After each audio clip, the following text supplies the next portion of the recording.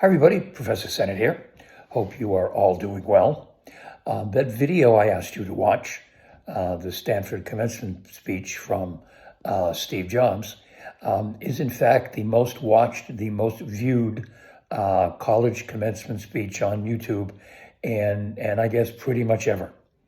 And to me, it's the standard of what we should be thinking about when we make presentations, when we give speeches.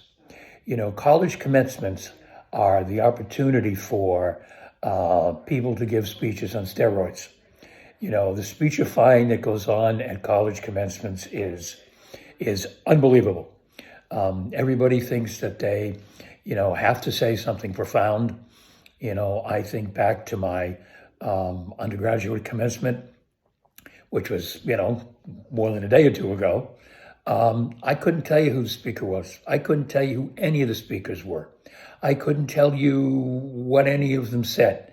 I just know that, Nickerson Field at Boston University was really hot. And we were just hoping that the thing would get over as quickly as possible. But here's the thing about that presentation from Steve Jobs. Steve Jobs, the man who changed our world, right? I mean, we wouldn't have any of the technology that is just second nature to us if it were not for Steve Jobs.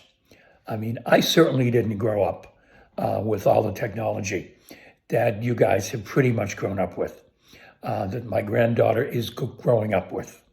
iPhones and tablets and Macs and et cetera, et cetera, et cetera. I mean, there was none of it when I was your age.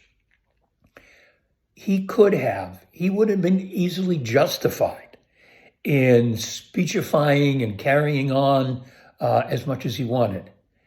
But what did he do?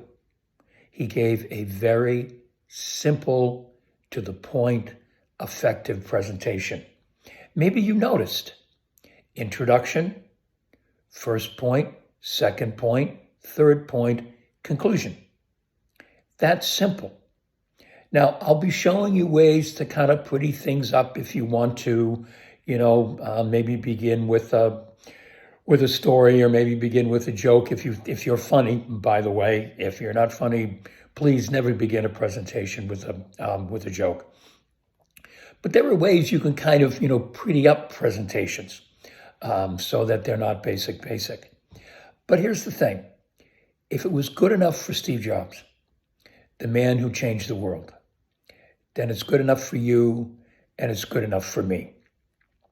And I'll tell you right now, the last video I'm going to post during the last week of class is going to ask you to do one thing, to remember two words, Steve Jobs, so that when you go to make a presentation at your senior seminar, when you're seniors, or you're going to be in a workplace situation and you're asked to make a presentation, or maybe your local school committee, when you have kids, is redistricting and you want to speak in favor of it, or maybe you think that, your kids are going to be going too far away to go to school, whatever it is.